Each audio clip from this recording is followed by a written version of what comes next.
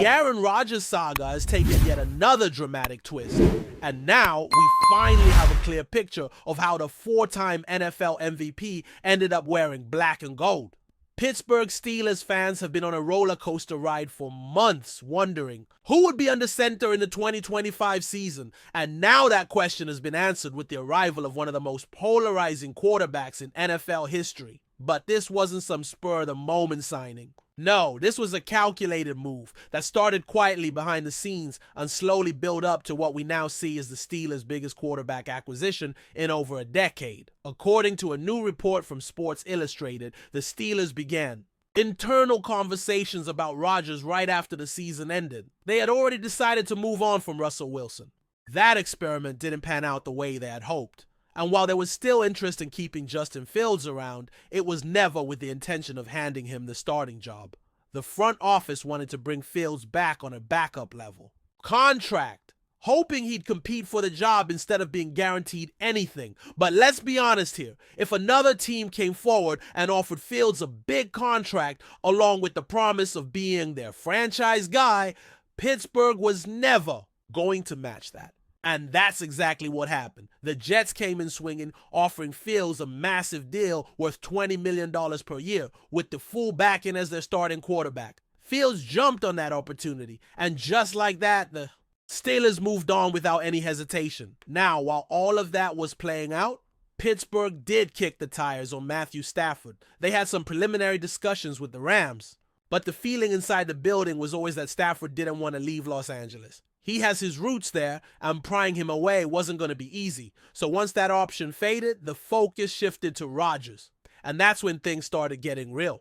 At that point, Rodgers was already on their radar, and they knew the opportunity might come if they just played their cards right and remained patient. The Steelers' evaluation of Rodgers during the 2024 season turned out to be more encouraging than they had initially expected. Of course, he was coming off that brutal Achilles tear in 2023, and then he dealt with a hamstring injury early in 2024.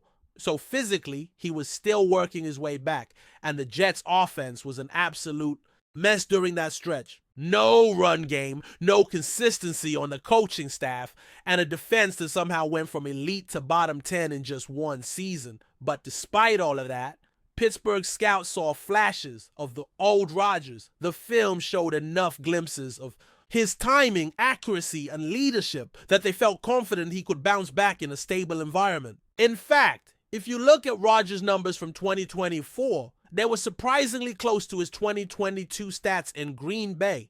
Not the MVP level of 2021, but far from washed up. And remember, in 2022, he was throwing with a broken thumb for most of the season and still nearly dragged a depleted Packers team to the playoffs. So the Steelers did their homework, and what they saw convinced them that Rodgers still had gas in the tank. But what really sealed the deal was the connection and trust that began to build between Rodgers and the Steelers' leadership. According to the report, Rodgers would occasionally call Mike Tomlin and Arthur Smith throughout the offseason just to touch base and keep the relationship warm. And that made all the difference. Despite the outside noise, fans questioning the delay, media outlets speculating, critics saying Rodgers might back out, the Steelers stayed calm. They knew he was coming. They had built that trust directly with the man himself, and he gave them every indication that he was all in. So while everyone else was panicking, Pittsburgh stayed patient. And that patience was rewarded when Rodgers officially put pen to paper last week. Now, here's something else that's worth highlighting. One of the reasons the Steelers felt comfortable moving forward with Rodgers was the existing relationship between Arthur Smith and some of Rodgers' former play callers. Both Matt LaFleur from Rodgers' Green Bay days and Todd Downing, who coached him briefly in New York, had previously worked with Smith during their time in Tennessee. Their feedback about Rodgers lined up perfectly. He's not just a gifted passer, he's a football genius. That kind of endorsement from people you trust goes a long way. And when you pair Rodgers with Smith's offensive system, which leans heavily on play action, under center concepts, and attacking the middle of the field, you're talking about a scheme that could bring out the best in him once again. That's the same style of offense where Rodgers thrived most recently, especially during his back-to-back MVP campaigns. It's not a guarantee that he'll recapture that form in Pittsburgh, but this is easily the most quarterback-friendly system he's been a part of in years. And here's a fun wrinkle that fans are going to love. Rodgers is expected to show up to Steelers minicamp with a brand new helmet. The league banned his old model, so now he's choosing between two approved options. One is the Shut F7, which isn't commonly worn by quarterbacks, but has been used by guys like Drake May and Andy Dalton. The other is the Visi 02, which is more popular among top-tier quarterbacks and was even worn by Patrick Mahomes. Rodgers actually invested in Vici's a few years ago and even wore one of their helmets in a commercial. But he's also said that if he can wear a shut, he'll go with that. So keep an eye out for that new lid during minicamp, because it might take a little getting used to seeing him in that new look. All of this points to a fresh chapter for Rodgers. A new city, a new scheme, and a real opportunity to lead a team with playoff aspirations. And make no mistake, the Steelers didn't bring him in just to sell jerseys or make headlines. They see him as the missing piece in their offense, a proven winner who can elevate the entire quarterback room and give them a legitimate shot at competing in a stacked NFC. The contract details also show just how strategic this move was. Pittsburgh locked Rodgers in for just $10 million guaranteed, with incentives that could push the total to around $20 million. In today's quarterback market, that's an absolute bargain for a player with his resume. He's still widely regarded as a top 10 quarterback all time. And if he stays healthy, there's no reason to believe he can't play at a high level in 2025. Now, not everyone agrees with the decision, and there are still plenty of skeptics out there who question whether Rodgers can stay healthy or whether he's fully committed. But the Steelers have shown time and time again that they march to the beat of their own drum. They didn't panic when Fields walked, they didn't chase unrealistic trades, and they didn't get bullied by public pressure. They made their choice early, stuck to the plan, and now they've got their guy. Coming up tomorrow, fans will get their first official look at Rodgers in a Steelers uniform during mandatory minicamp. Photos, videos, everything is going to be everywhere. And that's when it'll really start to sink in for the fan base. Number 12 is now the face of the franchise. And whether you love him or hate him, there's no denying the Steelers have taken a massive swing with this move. The question now is, can Rodgers still be that dude? Can he stay on the field and lead this team deep into the playoffs? Because if he can, Pittsburgh might have just pulled off one of the steals of the offseason. But even with Rodgers now in the building, the Steelers are not done shaping this offense. The front office knows that if they're going to give Rodgers the best chance to succeed, he needs reliable weapons, especially at wide receiver. And that brings us to the next major question floating around Steelers Nation. Who's going to be catching passes from Rodgers this season? Let's get one thing out of the way first. Jair Alexander is not going to be one of the new additions. In Pittsburgh, even though he was just released by the Packers and there's been plenty of chatter around the league about which team might take a swing at the talented but often injured corner, it's not going to be the Steelers. And honestly, that makes perfect sense. Pittsburgh already has its two starting outside corners in place with Darius Slay and Joey Porter Jr.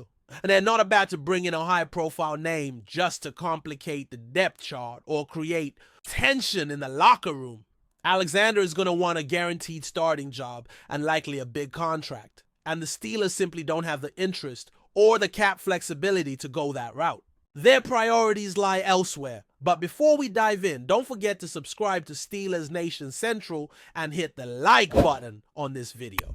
Your support helps us keep bringing you the latest updates on the Pittsburgh Steelers. And don't forget to share your thoughts on the news in the comments below.